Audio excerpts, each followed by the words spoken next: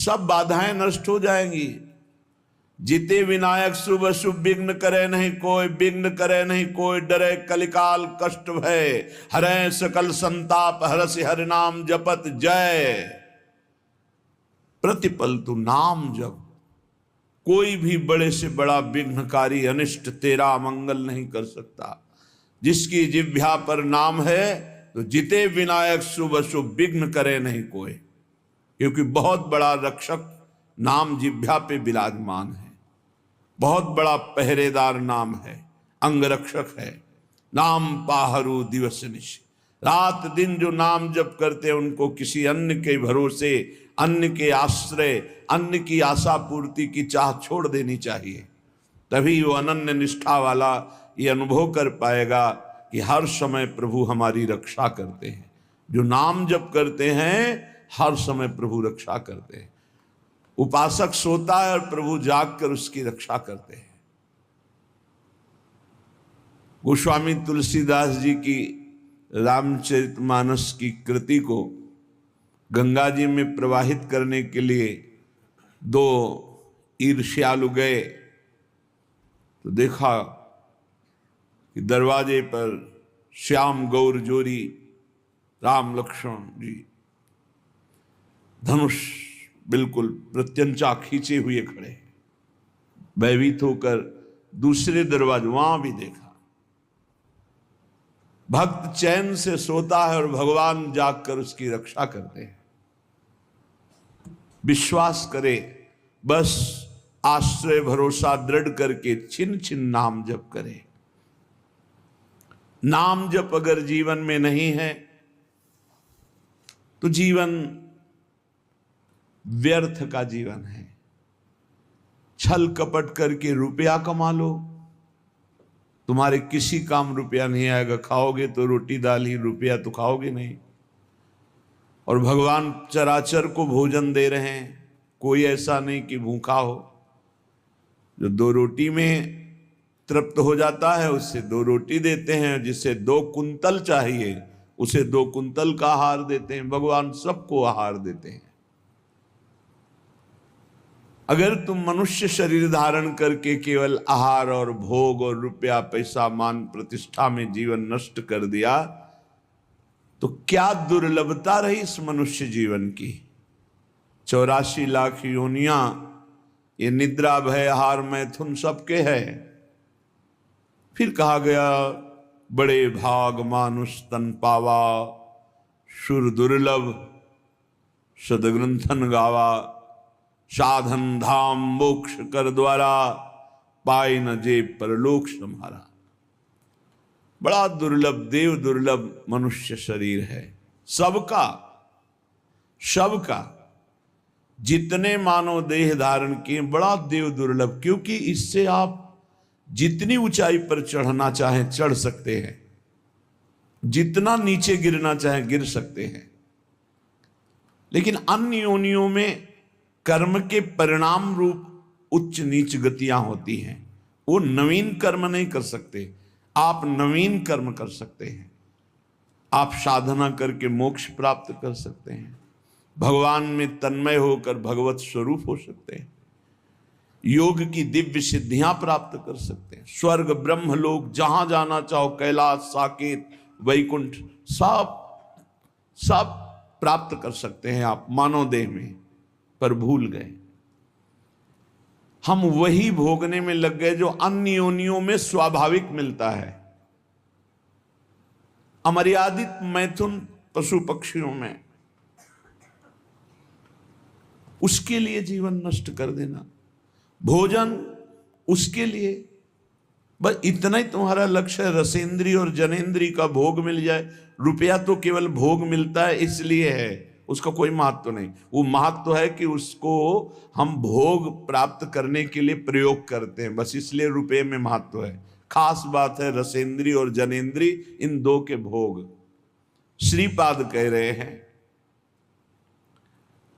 अत्यंता शुचि बीभत्स देहादौ नैव करहिचित, देहि दृष्टि प्रमादात् दप्यत्यनर्थ परंपराम।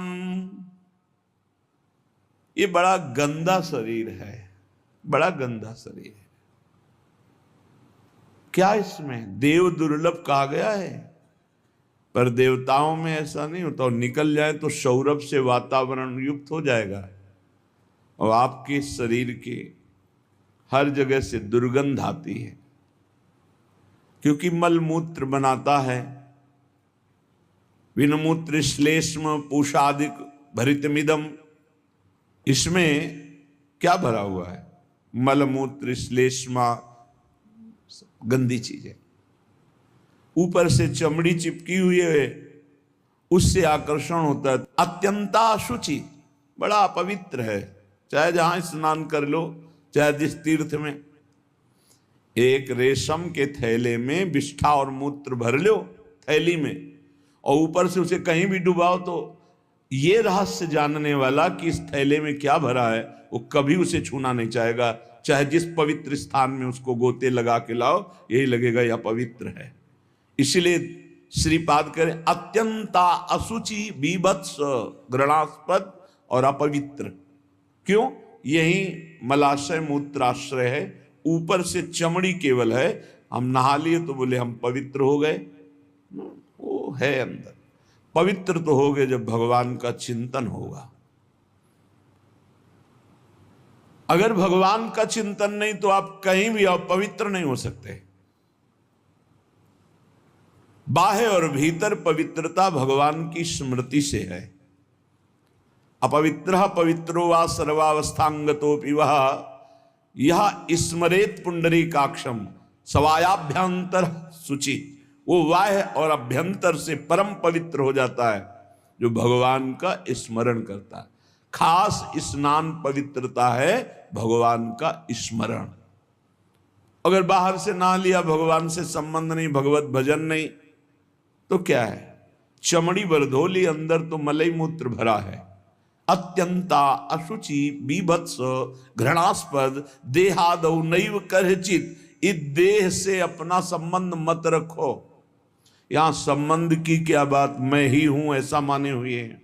इतना जोर का संबंध है कि ये हम भूल गए कि हमारी देह है। हम ये मान लिए कि मैं ही देह हूं। देख लो आप कैसे, तो आप बोलेंगे गोरे काले, स्वस्थ अस्वस्थ, तो देह का ही परिचय तो बता रहे हैं। मैं को देह में मिला दिया। मेरा तो चलो थोड़ा दूरी करके वर्णन हुआ, लेकिन मैं ही शरीर हूं, बस यही भावना। कितना घोर अज्ञान अंधकार छा गया। कह रहे देहादौ नैव करचित। इस देह में मैंपन भूल करके भी मत करो, नहीं तो नष्ट हो जाओगे। क्या नष्ट हो जाओगे? मूले सर्वात्मार्थोरुविघ्नम कलय यदि मनोयोषिताम भावनिघ्नम। तुम्हारा परम मंगल होने के लिए मानव देह मिला और तुमने अपने को देह मान लिया, स्त्री मान लिया, पुरुष मान लिया। भोगों के लिए मन ललचाएगा, क्योंकि देह भाव में भोग है। भगवत भाव और ब्रह्म भाव, दास भाव, सख्य भाव, कांता भाव, इनमें कहीं काम नहीं है। ये जो सिद्ध भाव है इनमें काम नहीं। देह भाव में ही सारी कामनाएं विकार हैं। अगर तुम इस अपवित्र देह में मैं को मिला दिया तो इसका परिणाम होगा बार बार जन्म, बार बार मरण, अशांति, चिंता, शोक, दुख, ये सब प्राप्त होगा। सर्वात्मार्थोर विघ्नम, ये परम आनंद में भारी विघ्न है शरीर। कब? जब मैं को शरीर में मिला दिया। अगर मैं को अलग करके देख रहे हो जो है, और शरीर को अलग करके देख रहे हो, तो आप इस पर शासन कर लोगे। नहीं, ये गलत आचरण है, नहीं होने दूंगा। और मैं जब शरीर बन जाओगे तो आपको सुख बुद्धि होने के कारण ये ज्ञान होने पर भी कि ये गलत है, आप नहीं रोक पाएंगे। सर्वात्मार्थोर विघ्नम, केवल विघ्न ही विघ्न होगा, भारी दोष। शरीर राग से इतने दोष पैदा होते हैं, जितने ग्रंथ और पंथ हैं सब इसी के हटाने के लिए है, शरीर राग मात्र के लिए। शरीर राग से अन्य राग सब हैं। एक दो भाई, खेती का बंटवारा हो रहा है, कुछ हाथ खेती बड़े भाई वाले खेत में ज्यादा है। लड़ाई शुरू हुई, छोटे भाई ने मार डंडो बड़े भाई को मार डाला, छोटा भाई जेल गया, खेती वैसे ही पड़ी है। माया का नाटक तो देखो, एक का दिव्य मानव देह जो भगवत प्राप्ति कर सकता था वो मारा गया, एक का जेल प्राप्त हो रही, दोनों अज्ञान की दशा में जीवन को नष्ट कर दिए।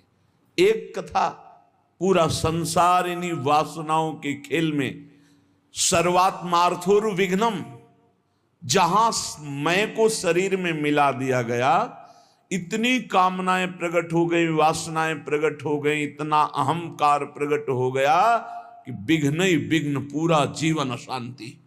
अध्यात्म के बिना स्वप्न में भी कोई शांति प्राप्त नहीं कर सकता। चाहे जितना रुपया कमा लो, चाहे जितने अरबों की संपत्ति एकत्रित कर लो, तुम अशांत रहोगे, तुम चिंता युक्त रहोगे, तुम दुख युक्त रहोगे, तुम मृत्यु से भयभीत रहोगे और बार बार तुम्हें जन्मना मरना पड़ेगा। अध्यात्म के बिना कुछ भी प्राप्त हो जाए। ऐसे ऐसे राजा हुए जिन्होंने विश्व के माने हुए वैद्यों को पास रखा, विश्व की औषधियां रखी, बड़ी बड़ी व्यवस्थाएं रखी कि एक जरा सी छींक हो कि हजारों प्रकार की औषधि, वो भी मर गए। मृत्यु ने उनको भी मिटिया मेट कर दिया। क्या व्यवस्था करोगे? ऐसे ऐसे भोग विलासी चक्रवर्ती सम्राट, ऐसा ऐसा कहां सब खत्म। भूल मत करो, मैं को शरीर में मत मिलाओ। ये जो मिल गया है इसी को हटाना है। जड़ चेतन ग्रंथि पड़ गई, यद्यपि मृषा छूटति कठिनाई। निघ्न दुष्टेन्द्रियाणि प्रसभ मुदय भांज युद्यतामर्ष दंडई। तुम अपनी इंद्रियों को दुलार करके उनके प्रसन्न करने के लिए उनको छूट दे देते हो, जाओ भोगो, वही तुम्हारे को बंधन प्राप्त कराती है। यद्यपि मृषा छूटति कठिनाई, जलन पैदा की। ऐसा क्यों किया? कभी नहीं करूंगा, फिर वही अज्ञान, बार बार नहीं करूंगा और बार बार वही करते। फिर भगवान दंड विधान कर देते हैं।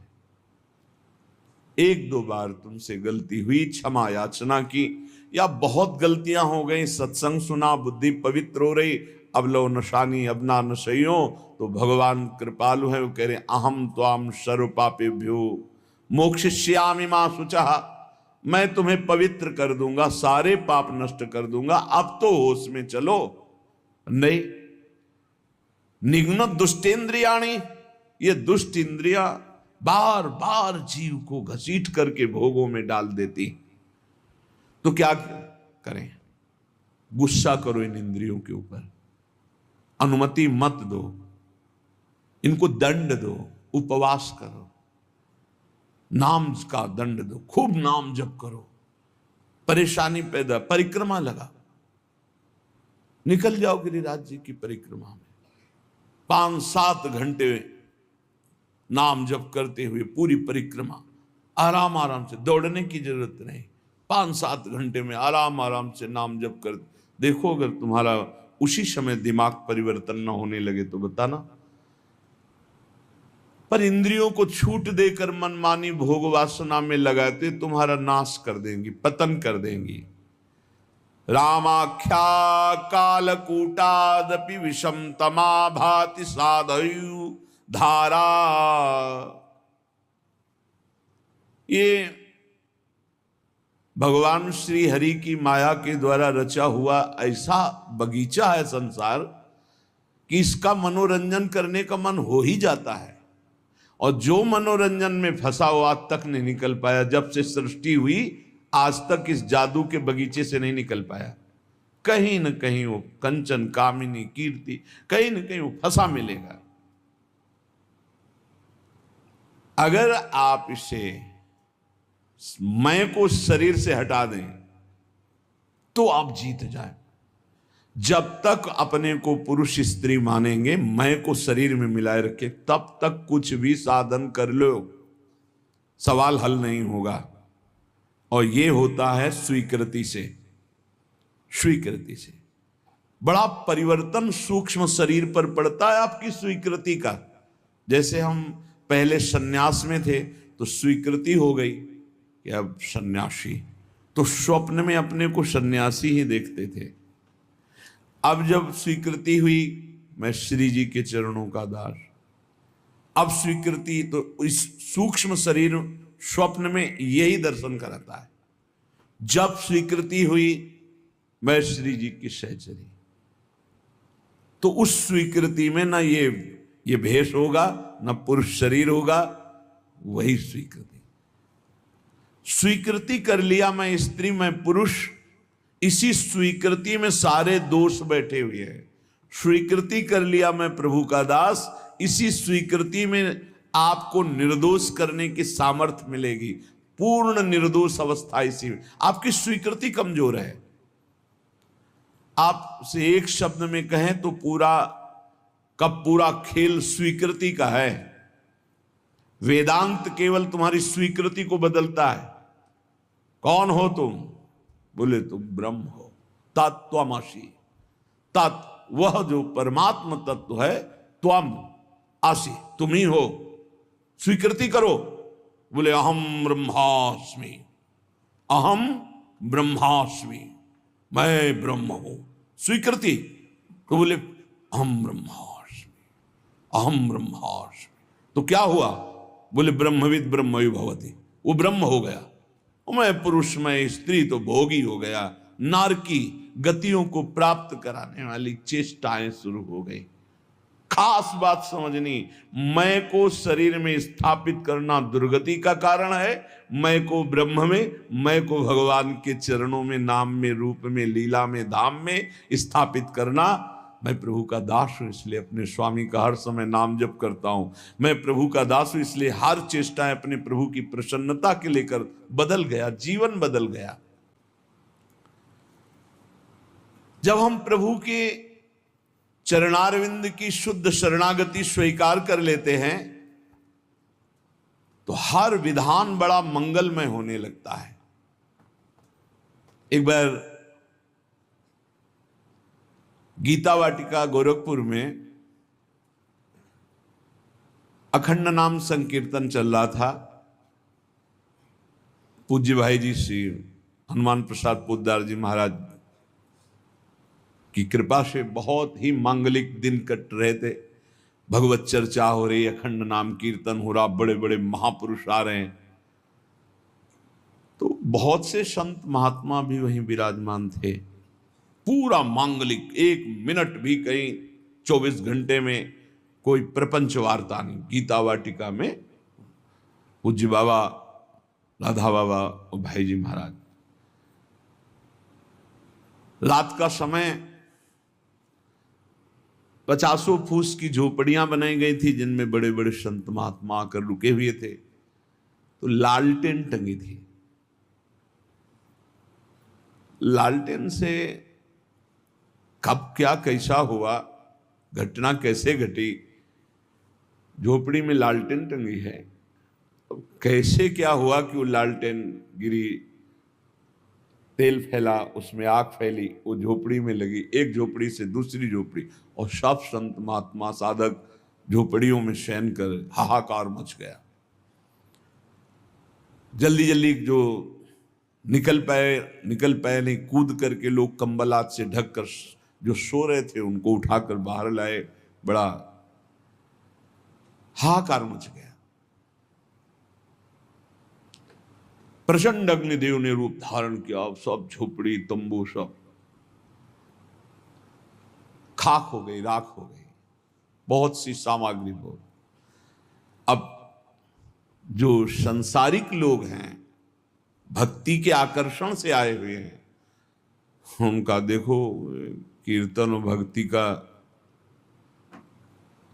ये स्वरूप। भाई जी के कान तक आवाज पहुंची। भाई जी ने कहा अग्नि का आवाहन किया जाता है, आहुतियां दी जाती हैं। अग्नि साक्षात भगवान है। हमने तो आवाहन भी नहीं किया, मेरे भगवान इस रूप में आकर के आहुति भी नहीं दी, अपने आप आकर भोग स्वीकार कर लिया।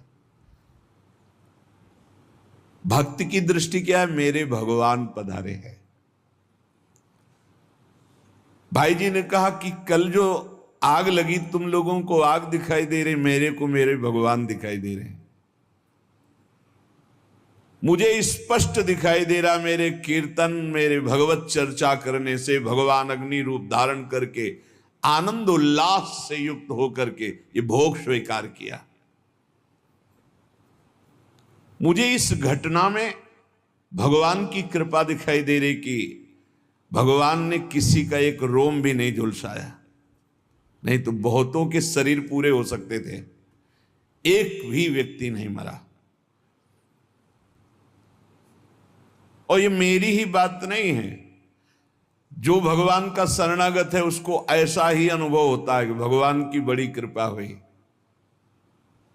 नामदेव जी महाराज की कुटिया में आग लग गई, पूरा घर जल रहा था। लोग दौड़े, कुछ कंबल, कुछ वस्त्र आदि जो वस्तुएं निकाल पाए, बकाया सब जल गया था। नामदेव जी कीर्तन में मगन थे, कहीं एकांत में जब आए तो लोगों ने कहा बड़ी मुश्किल से ये वस्तुएं बचा पाए, और तो सब जल। तो उनका, अरे भगवान आए मेरे घर और हमें तो स्वागत करना चाहिए आपने, और वस्तुएं निकाल, वो सब वस्तुएं उठा के आए। वो जो आग शांत जैसी हो रही थी, फिर धुआं उठा, फिर आग लगी, फिर वो भी जल गई। गांव के लोगों ने कहा क्या इनका दिमाग, और नाच रहे, मेरे भगवान अग्नि रूप में आए, सब भगवान की वस्तु भगवान ने स्वीकार कर ली। कितनी कृपा। सर्दी का समय था, आधी रात के बाद उसी राख में लेटे भगवान ने स्वयं गरुण जी के द्वारा मंगाए हुई दिव्य दिव्य लताएं औषधियों से ऐसा सुगंधित, पूरा वातावरण सुगंधित। लोग सुबह आए, देखे नामदेव जी की सुंदर कुटिया बनी हुई और सौरभ से वो भगवान स्वयं। और भगवान ने अपना ऊपरी वस्त्र से नामदेव जी को उड़ा दिया था। उससे जान गए थे कि ये सब भगवान का किया हुआ है।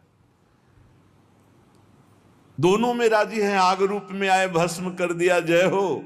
आप आकर के ऐसा निर्माण, जय हो आपकी, जोई जोई प्यारो करे सोई। लोगों ने कहा महाराज रातों रात इतना सुंदर तृण का महल बन गया एकदम, और इतनी सुगंधित, इतना आकर्षण, हम भी बनवाना चाहते हैं। बोले हाँ, हमारा कारीगर बड़ा महंगा है। कितना रुपया लेगा? बोले जितना है सब जला दो, उसके बाद वो आएगा। अपने घर फूंक तमाशा देखे तब हमारा कारीगर आता है, एक भी नहीं बचना चाहिए। आसक्ति और राग का विषय। भाई जी महाराज बोले जो उपासक सर्वतोभावेन भगवान को समर्पित है, चाहे वो भक्त हो या ज्ञानी हो, वो हर घटना में निश्चल और भगवत कृपा को देखता रहता है, और वास्तविक भगवत कृपा होती है। याज्ञवल्क्य जी जनकपुरी जब आते तो वेदांत चर्चा बहुत सुंदर होती। तो जब याज्ञवल्क्य जी आते तो बड़े बड़े ऋषि मुनि साधक सिद्ध सब उपस्थित होते कि जरूर कोई न कोई गूढ़ चर्चा होगी। पर जब तक जनक जी नहीं आते थे तब तक वो चर्चा नहीं शुरू करते थे। पूरी सभा भरिए इंतजार करते, जब जनक जी आते तब चर्चा। तो कई ऐसे महापुरुष जिनको लगा कि ठीक है जनक जी विदेह राज है, पर ऐसा नहीं कि और किसी की ज्ञान में स्थिति नहीं। जब तक जनक जी नहीं आते तब तक तो कहा कि अन्य श्रोता भी तो हैं याज्ञवल्क्य जी से, पर आप जब जनक जी आते हैं तभी शुरू करते हैं आप चर्चा। क्या हम ऐसा समझ सकते हैं कि आपकी ममता जनक जी पर है? क्योंकि समता में तो जब सब बैठे तो शुरू कर देना चाहिए। जब जनक जी आएंगे तभी तो हम क्या है समझ सकते हैं, क्योंकि ज्ञान से भरपूर बड़े बड़े ब्रह्म ऋषि बैठे रहते हैं। ऐसा नहीं कि जो जनक जी को ज्ञान और किसी को है ही नहीं। तो इसका मतलब लगता है याज्ञवल्क्य जी के अंदर कहीं ना कहीं ममता है, कहीं ना कहीं मोह है जनक जी के प्रति। परम योगी याज्ञवल्क्य जी थे।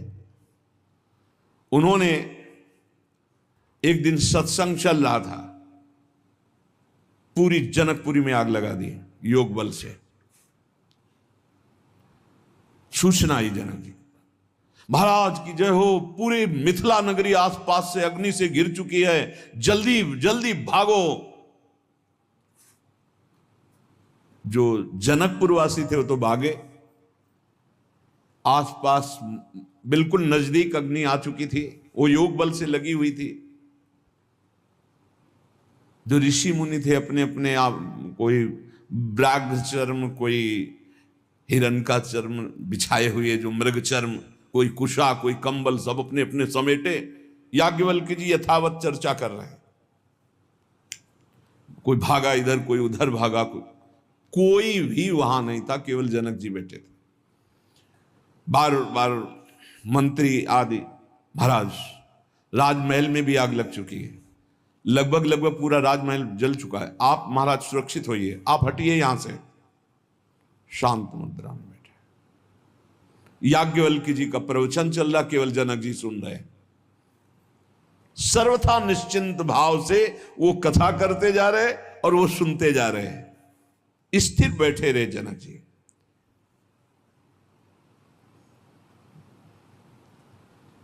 धीरे धीरे योग बल, किसी को पता नहीं था, योग बल से धीरे धीरे आग को शांत की।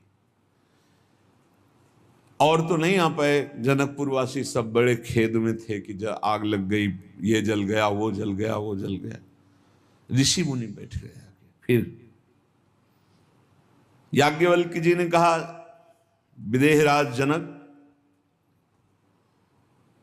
सर्वस्व मिथिला में जल गया, राजमहल भी जल गया, बार बार सूचना हुई, सब महात्मा लोग अपने कमंडल आसन लेकर के हट गए, आप क्यों नहीं हटे? महल में आग लग गई, सर्वस्व नष्ट हो गया, आपको तो देखना चाहिए, आप राजा हैं। जनक जी ने कहा, महल की क्या बात, अगर इस शरीर में भी आग लग जाती तो हमें क्या फर्क पड़ता? नैनम छिन्दन्ति शस्त्राणि नैनम दहति पावका न चैनम क्लेदयन्त्यापो न शोषयति मारुता। क्या ज्ञान ये प्रवचन के लिए ही केवल है? ये अनुभूत विषय है। मेरी आत्मा है आग, वो इस शरीर को नष्ट कर सकती है, आत्म तत्व को नहीं, और मैं आत्मस्वरूप हूं, क्या फर्क पड़ता है? महल जल गया, जलने वाली चीज जल गई, शरीर जल जाता, जलने वाली चीजें जल जाएगी, आत्मस्वरूप में नहीं। सब महात्माओं की तरफ देखा याज्ञवल्क्य जी ने कि आप सबके पास क्या था, इनके पास तो पूरा राज्य भस्म हो रहा था, महल भस्म हो रहा था, शव स्थिति थी, आप अपना अपना बागंबर मृगचर्म लेकर। तो ब्रह्म ज्ञान केवल बातचीत का विषय नहीं है, स्थिति का विषय है। ऐसे चाहे वो भगवत भक्त हो या ब्रह्मज्ञानी हो, दोनों ब्रह्मज्ञानी की दृष्टि में ब्रह्म के सिवा कुछ नहीं, भगवत भक्त की दृष्टि में आराध्य देव के सिवा कुछ नहीं। फिर चिंता शोक भय किस बात की?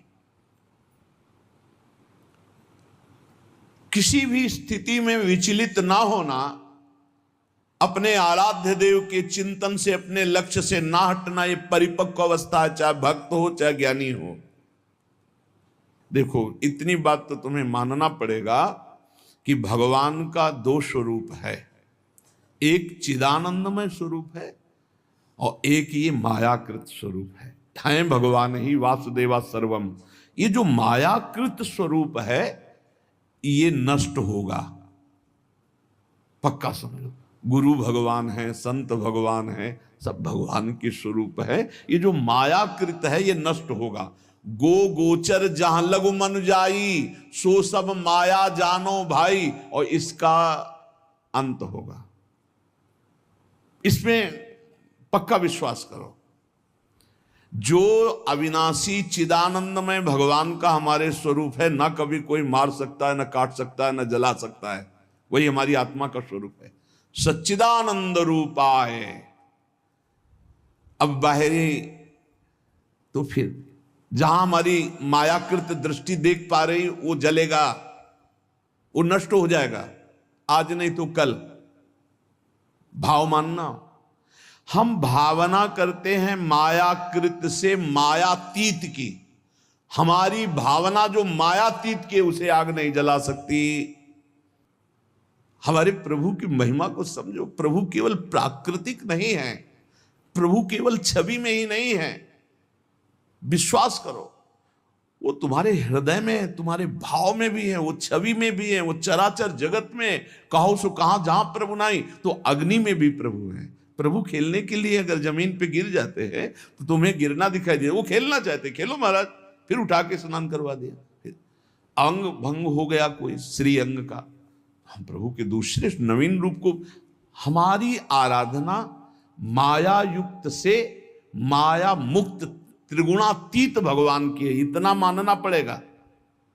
ये शुद्ध बात तुम्हें माननी पड़ेगी कि मायातीत परमात्मा है, त्रिगुणातीत परमात्मा है, कालातीत परमात्मा है, जिसकी हम आराधना कर रहे हैं। वो मूर्ति भी है, वो अमूर्त भी है, वो साकार भी है, वो निराकार है, वो सबसे परे है, वो सब में भरे है। जब तक संपूर्ण तत्व का ज्ञान नहीं होता तो उपासक दुख सुख को प्राप्त होता रहता है।